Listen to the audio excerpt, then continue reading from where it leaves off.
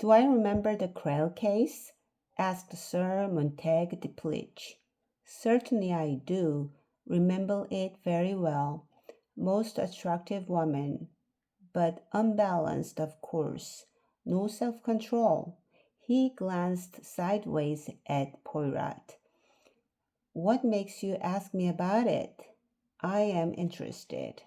Not really tactful of you, my dear man, said Deplich, showing his teeth in his sudden famous oof smile, which had been reputed to have such a terrifying effect upon witnesses. Not one of my successes, you know. I didn't get her off. I know that. Sir Montague shrugged his shoulders and he said, Of course, I hadn't quite as much experience then I have now. All the same, I think I did all that I could humanly be done. One can't do much without cooperation. We did get it commuted to penal servitude. Provocation, you know. Lots of respectable wives and mothers got up a petition. There was a lot of sympathy for her. He leaned back, stretching out his long legs. His face took on a judicial, appraising look. If she'd shot him, you know, or even knifed him, I'd have gone all out for manslaughter. But poison, no, you can't play tricks with that. It's tricky, very tricky. What was the defense? Asked Hercule Poirot. He knew about because he had already read the newspaper files, but he saw no harm in playing completely ignorant to Sir Montague. Oh, suicide. One thing you could go for, but it didn't go down well. Krell simply wasn't that kind of man. You never met him, I suppose? No? Well, he was a great, blustering, vivid sort of chap, a great beer drinker, went in for the lust of the flesh and enjoyed them. You can't persuade a jury that a man like that is going to sit down and quietly do away with himself. It just doesn't fit. No, I was afraid I was up against a losing proposition from the first. And she wouldn't play up. I knew we'd lost as soon as she went into the box. No fight in her at all. But there it is. If you don't put your client into the box, the jury draw their own conclusions. Poirot said, Is that what you meant when you said just now that one cannot do much without cooperation? Absolutely, my dear fellow. We are not magicians, you know. Half the battle is the impression the accused makes on the jury. I've known juries time and again bring in verdicts dead against the judge's summing up. He did it. All right. That's the point of view. Or he never did a thing like that.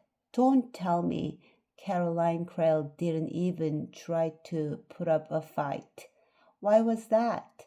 Sir Montague shrugged his shoulders. Don't ask me, of course.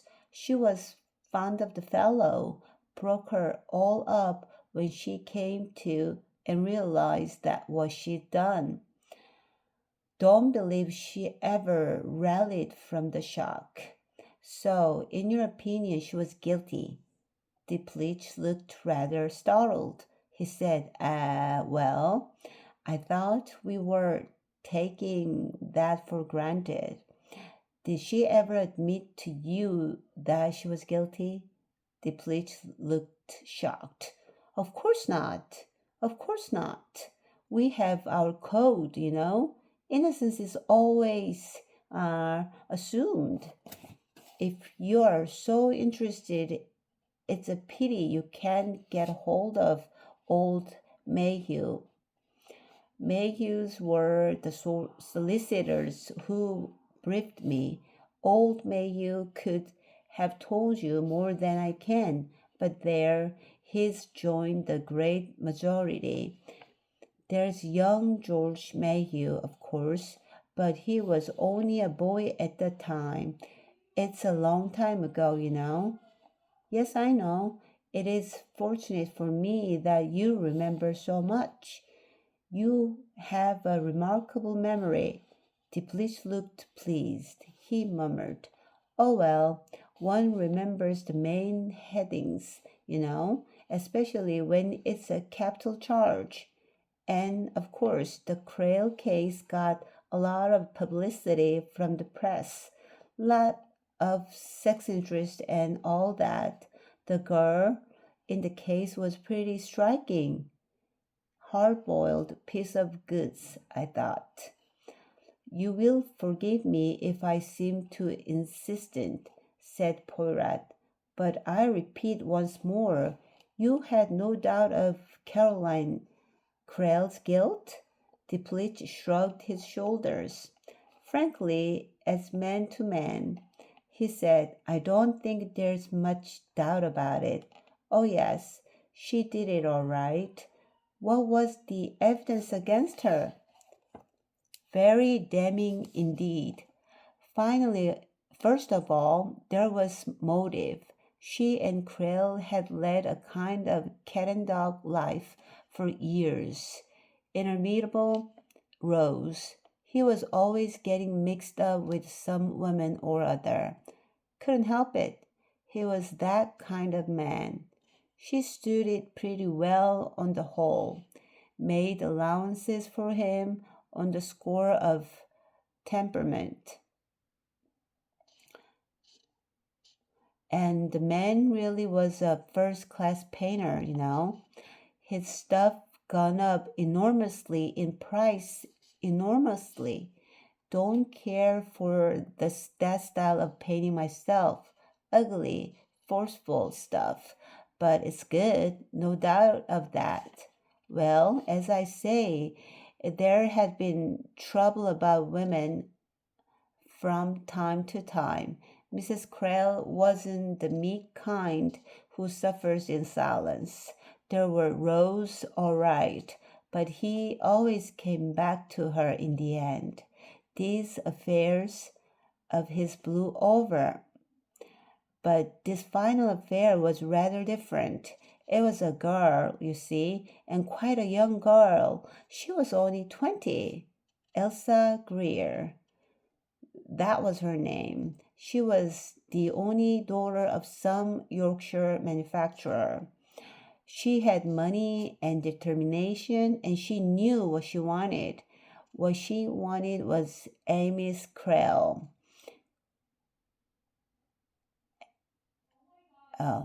Amyas Crail. She got him to paint her. He didn't paint regular society portraits. Mrs. Blinkety Blank in pink satin and pearls, but he painted figures. I don't know that most women would have cared to be painted by him. He didn't spare them, but he painted the Greer girl, and he ended up falling for her good and proper. He was getting on for 40, you know, and he'd been married a good many years. He was just ripe for making a fool of himself over some chit of a girl. Elsa Greer was the girl.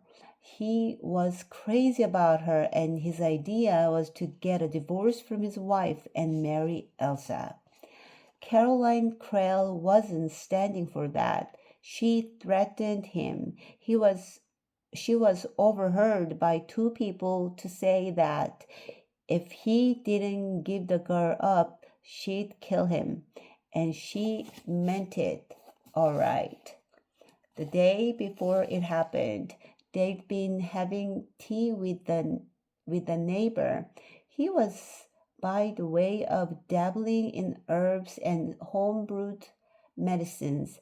Among his patent brew, his patent brews was one of quinine, spotted hammock.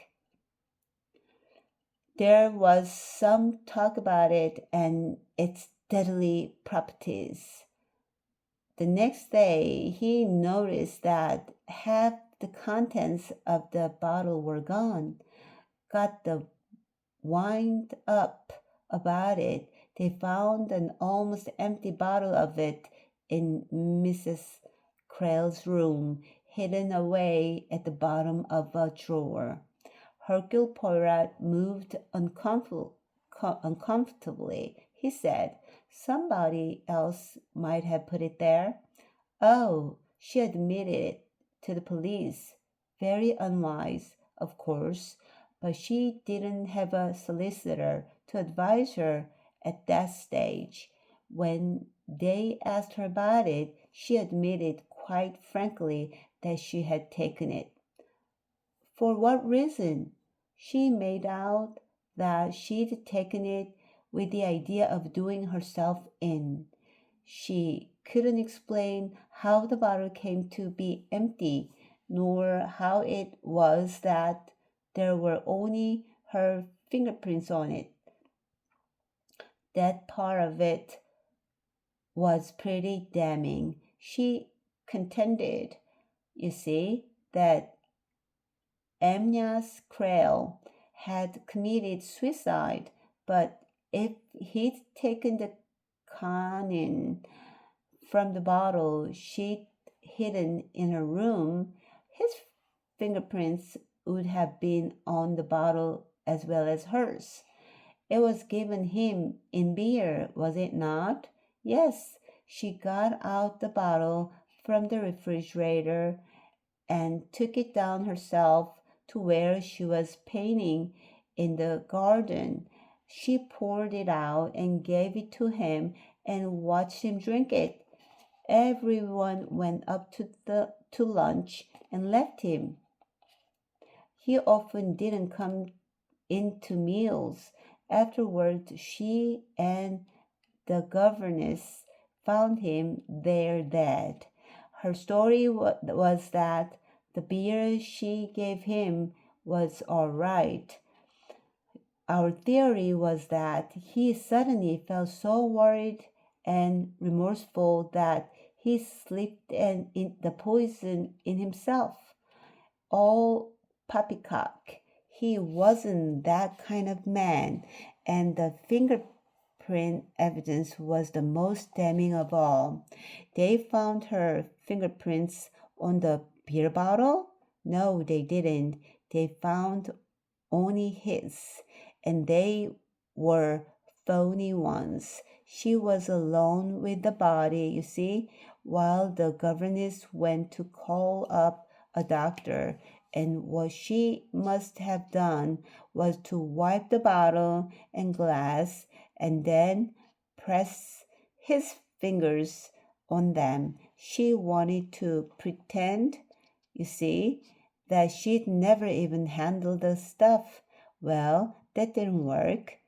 Old Rudolph, who was prosecuting, had a lot of fun with that, proved quite definitely by demonstration in court that a man couldn't hold a bottle with the fingers in that position. Of course, we did our best to prove that he could, that his hands would take up a contorted attitude when he was dying, but frankly, our stuff wasn't very convincing.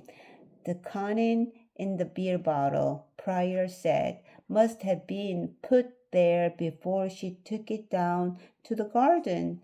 There was no quinine in the bottle at all, only in the glass.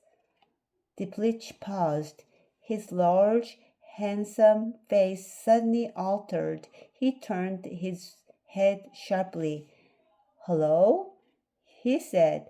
Now then, Poirot, where are you driving at? Poirot said, if Caroline Crale was innocent, how did that conning get into the beer? The defense said at the time the Amnias Crale himself put it there, but you say to me that that was in the highest degree unlikely, and for my part, I agree with you. He was not that kind of man. Then, if Caroline Cradle did not do it, someone else did. Deplich said with almost a splutter, oh, damn it all, man, you can't flog a dead horse. It's all over and done with years ago. Of course she did it. You'd know that well enough if you'd seen her at the time. It was written all over her. I even fancy that the verdict was a relief to her. She wasn't frightened, no nerves at all, just wanted to get through the trial and have it over.